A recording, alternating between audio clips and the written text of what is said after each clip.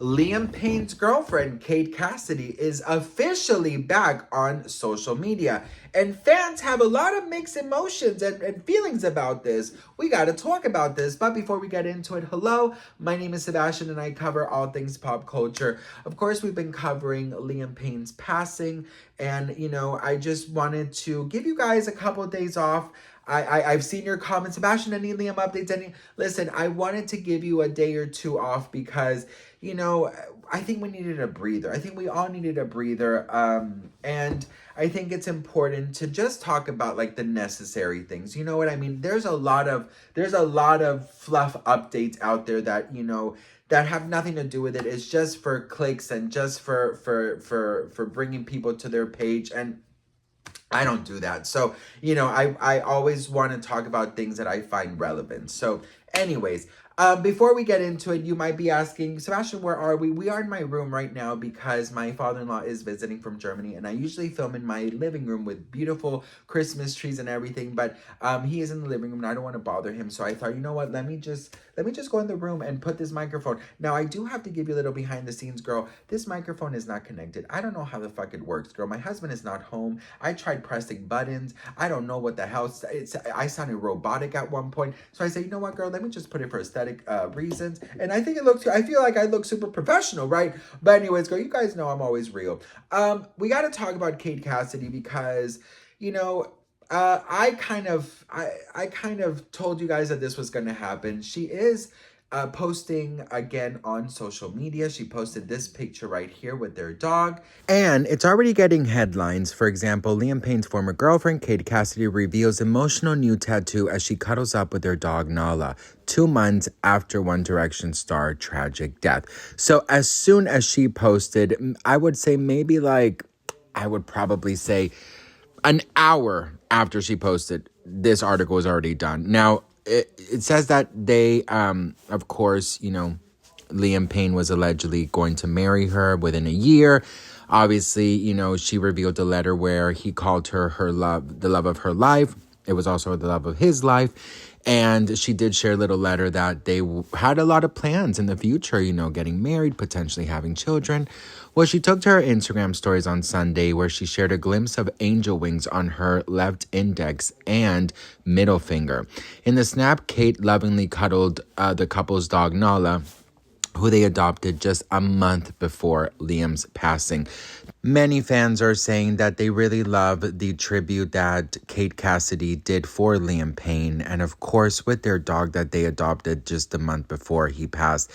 But of course, some are calling it out as a PR stunt. So I wanted to talk about PR. Now that PR is in the atmosphere of this conversation, let's just talk about that for a sec. This is, in PR world, this is a slow and steady rollout, okay? That's sort of what it's called. So basically, when a celebrity, I don't know if you can call her a celebrity, but with somebody with a platform goes through something, whether it's good or bad or sad or whatever, they always take time off social media, not only to clear their mind, but in the business world, in the PR world, it's very necessary because the public is judging every step you take. So if you post too soon, you're going to get called out saying that you don't care about what happened, you weren't serious about the apology, or you're not grieving enough, or whatever it is, right? You're not spending time with your baby. Like, there's rules. Listen, behind a celebrity or behind a public person, there is a whole PR team, okay? And I'm in PR, so I know. So listen, she is now, what I believe what she is doing is a slow return to social media. If she would have returned too soon, people are going to be like, she's not grieving Liam Payne. So the last thing she posted on TikTok was a video of Liam and her together, just a compilation of videos and pictures. Very beautiful, very sad. I was not prepared to see that, girl. I cried. I felt all types of ways. I mean, it was so crazy. I do have to say that that video did shift a lot of the public's perception, girl, my dyslexia, sorry. Their perception, okay, girl, hey. Their perception on Kate Cassidy, and said, you know what, I really do feel like she might really love, really loved Liam. There's a lot of people still that, blame her and call her all types of things like gold digger and this and that, and why did she leave him knowing that he was not doing well. That's something that I've also struggled with. I don't want to judge because obviously I was not there. I don't know everything, but of course, as an outsider, it's very easy to say like, girl, if he was struggling, why the fuck did you leave him, right? So having said that, I do think that we're going to start seeing a lot more posts and videos from her. I do think that we're going to start seeing Kate Cassidy back. I usually what they do is they go the route of nature. So we might see like Kate Cassidy, a video of like her hiking or going to the ocean or like having sentimental time. And then maybe like a month later, we might have the first like, kind of video back, right? And the video back could be like her maybe like doing her skincare routine or like, her makeup or like, getting dressed for the day, things that her social media content and her public is used to seeing from her. So, or maybe eating something. All right, we're still in Argentina and I'm gonna do a little food haul because we are out to eat and I ordered literally like 6 dishes for myself because I'm starving. First of all, we're starting with an Aperol Spritz. Obviously, gotta start the day off right. And then we have the signature bread dish.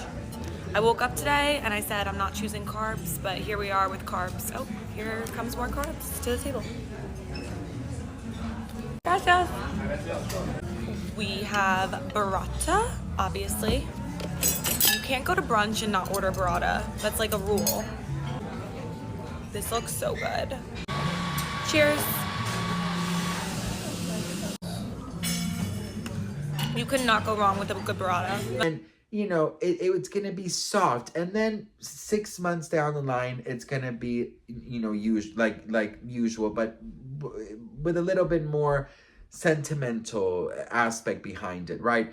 Having said that, of course, the rollout for someone like Kate Cassidy, financially, some people say that she comes from a very wealthy family, but when she first met Liam, she was a waitress, right? And so a lot of people don't think she has a lot of money to fall back on. And of course, they did share a house that was like, I believe, $10,000 a month, which she has already moved out, that they shared in West Palm Beach. So she has to make money somehow, right? So the money will probably be from her social media. And if she plays the cards right and fans once fans really, like, let's say she had really nothing to do with his passing and she really was innocent here and all of these things, then fans could definitely get behind her. There's a lot of people criticized her for how she went to the funeral, that she was all done up, that in some pictures it looked like she was smiling. There's a lot of things that are being said about Kate Cassidy. I don't think Kate Cassidy is ever going to be Miss Popular and the most loved person on the planet. But I do think that there is there's a large group out there that can get behind her and support her because they do believe that Liam loved her and she was the last person that he was with. So, in the PR world, they are taking all the right steps. Little by little, she is going to do it. There's some good news articles coming out also about her that, for example, she's not going to go after the family for money. She knows that he has a baby, Bear, that she's not going to take any money from him. So they put out good articles in order for their reputation to get better. PR is crazy. I mean, just look at Justin Baldoni and Blake Lively right now. There's literally, in Blake Lively's lawsuit, there's a huge detail exposing of Justin Baldoni and his PR crisis team wanting to allegedly take down Blake Lively and all the steps that they took in order to have that huge alleged smear campaign that really canceled Blake Lively for some months. Every day there was a negative article about Blake Lively. We were here, we talked about it, you guys lived through it. So, you know what I mean? It really goes to show that, in Hollywood, there's so many people working behind the scenes to create narratives. That's why I always tell you, take everything with a grain of salt. Stick to the facts. Don't give into the fluff of it all and, the fluff articles or whatever it's called. So just kind of like, be careful what you believe, right? So, Kate Cassidy, I do think she has to work. She has to make money. There are still so many questions unanswered with Liam's passing. So many things with Roger Norris and Brian Bass and the hotel, and so many missing pieces, and the authorities in Argentina, who I believe aren't doing shit.